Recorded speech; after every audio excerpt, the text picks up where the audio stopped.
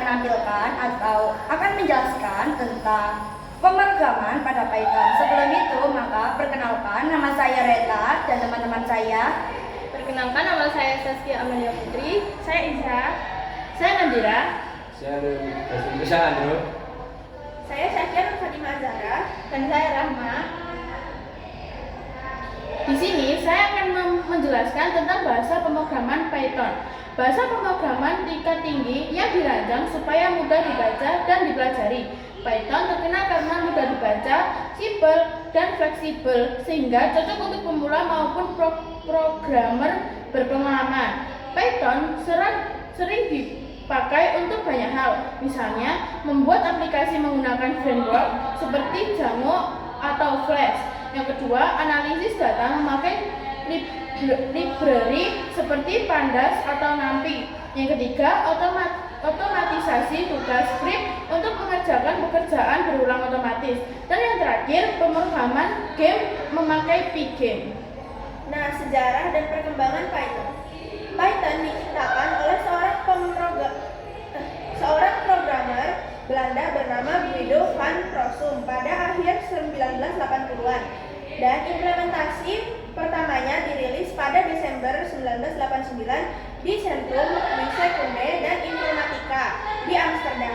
Ide awal Python muncul dari proyek bahasa pemrograman ABC, sebuah bahasa yang dirancang untuk pengajaran dan mudah dipahami. Nama Python bukan diambil dari seekor ular, melainkan dari acara komedi favorit Van Rossum, yaitu Monty Python Flying Circus.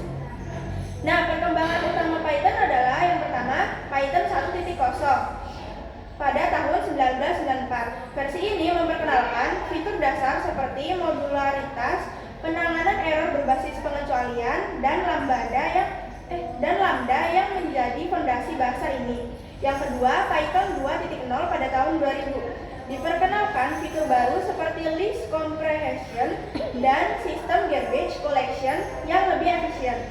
Yang ketiga, ada Python 3.0 pada tahun 2008. Versi ini merupakan perubahan yang paling signifikan dan tidak kompatibel dengan versi sebelumnya.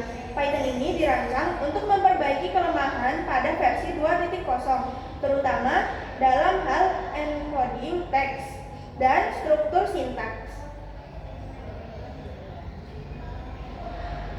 Kegunaan dan fungsi bahasa pemrograman Python. Bahasa pemrograman Python memiliki beberapa fungsi seperti 1. Pengembangan web dan perangkat lunak, 2. Analisis data, 3. Kecerdasan buatan atau artificial intelligence dan machine learning, 4. Otomatisasi dan script, 5. Pemrograman jaringan. Nah, selanjutnya pengertian variabel. Pengertian variabel adalah suatu tempat untuk menyimpan data atau nilai yang dapat berubah dalam suatu program atau penelitian. Yang pertama, ada dalam pemrograman variabel adalah nama simbolik yang digunakan untuk menyimpan nilai tertentu seperti angka, teks, atau objek lainnya. Nilai ini bisa dirubah selama program ini dijalankan.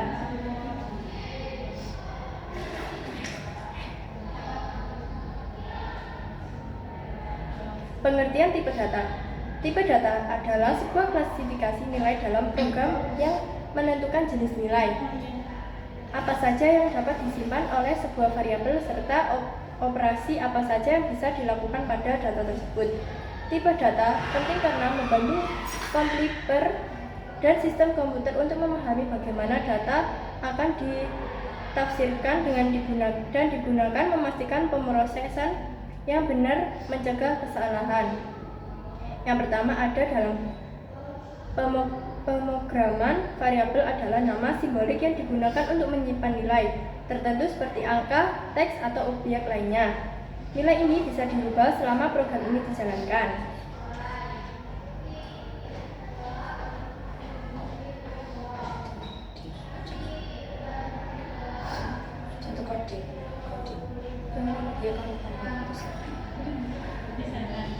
Contoh coding variabel tipe data. Input dari penggunaan secara default dianggap string. Nama input, memasukkan nama Anda. Umur, input memasukkan umur Anda. Konversi input menjadi tipe data integer. Menggunakan variabel dalam kondisional. If umur 17. Print, halo, nama Anda sudah cukup umur untuk membuat KTP. Operator aritmatika. Operator tanda tambah nama penjumlahan contoh 5 ditambah 3. Operator tanda kurang nama pengurangan contoh 5 dikurangi 3. Operator tanda seperti bunga nama pengurangan contoh 5 kali 3. Operator nama pembagian atau jenis for contoh 5 dibagi 2. Operator nama pembagian bulat atau floor contoh 5 dibagi 2.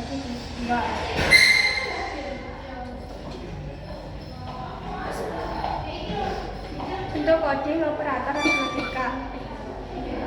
Penjumlahan A sama dengan 10, B sama dengan 3. Penjumlahan hasil tambah sama dengan A ditambah B. Hasil tambah adalah 13. Print C. Penjumlahan hasil tambah pengurangan hasil kurang sama dengan A dikurangi B. Hasil A adalah 7. Print F. Pengurangan hasil kurang perkalian hasil kali sama dengan A kali B. Hasil kali adalah 30. Print F. Perkalian hasil kali pembagian hasil bagi sama dengan A bagi B. Hasil bagi adalah 3.333. Print F. Pembagian hasil bagi modulus sisa pembagian hasil modulus sama dengan A N C. Hasil mod adalah 1. Print F. Modulus hasil mod. Eksponensial itu pangkat hasil pangkat sama dengan A pangkat 2. Hasil pangkat adalah 110 pangkat 2. Print F. Pangkat hasil pangkat.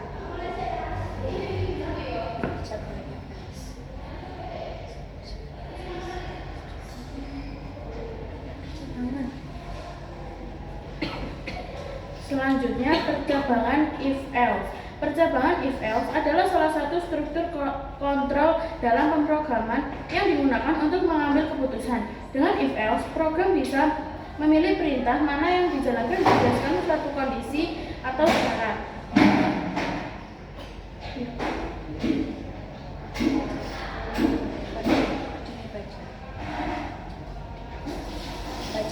Contoh coding if-else. Program untuk menentukan apakah angka positif atau negatif angka sama dengan 5, angka yang akan diset.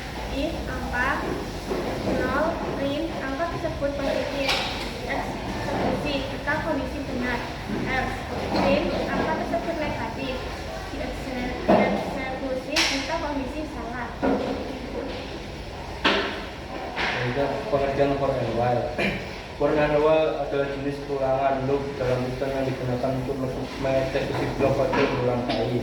Perbedaan utamanya adalah for digunakan untuk mengulang sejumlah kali yang telah ditentukan, misalnya migrasi elemen dalam sebuah daftar. Sedangkan while digunakan untuk mengulang selama kondisi tertentu tetap benar dan jumlah iterasi tidak diketahui sebelumnya. Dan selanjutnya contoh coding for and while. Perulangan for digunakan untuk mengulang sebuah proses yang jumlah pengulangannya diketahui di tahun. Contoh perulangan for. Print contoh perulangan for in range 5 akan mengulang 5 kali dalam 0 sampai 4. Ilustrasi ke perulangan while digunakan untuk mengulang sebuah blok kode selama kondisi yang diberikan nilai true di tahun. Contoh perulangan while. Print contoh perulangan 0 lalu hitungan 5 akan mengulang selama nilai hitungan yang dari 5. Nah, hitungan 1 akan menambah nilai hitungan. Selanjutnya adalah fungsi def Python. Fungsi def memungkinkan Anda mengelompokkan kode, menjadikannya lebih modular, efisien, dan terstruktur dan mudah dipelihara. Sintaks dasarnya adalah def nama underscore fungsi atau parameter, diikuti oleh blok kode yang diidentifikasi dan bisa menggunakan return untuk mengembalikan nilai. Contoh coding fungsi. Definisi fungsi untuk menyapa def sapa buka kurung nama. Fungsi ini menyapa seseorang berdasarkan namanya. Print buka kurung f hello nama. Memanggil yang kedua adalah memanggil fungsi. Sapa buka kurung Budi. Output halo Budi. Definisi fungsi yang mengembalikan nilai def tambah buka kurung a, b. Fungsi ini menjelaskan dua angka dan mengembalikan hasilnya. Return a plus b.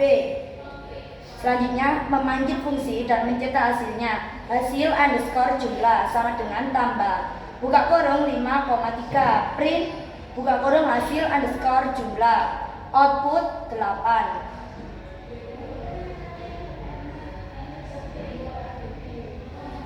Keterangannya yaitu def adalah kata kunci yang memulai definisi fungsi. Nama underscore fungsi adalah nama yang Anda berikan pada fungsi Anda. Parameter itu adalah opsional, variabel yang dapat diterima fungsi saat dipanggil. Titik 2 menandai awal dari badan fungsi. Badan fungsi adalah blok kode yang diindensasi berisi pernyataan yang akan dieksekusi ketika fungsi dipanggil. Return itu opsional, yaitu kata kunci untuk mengembalikan nilai dari fungsi ke bagian kode yang memanggilnya. Sekian presentasi yang telah kami sampaikan pada hari ini. Terima kasih sudah menyaksikan. Wassalamualaikum warahmatullahi wabarakatuh.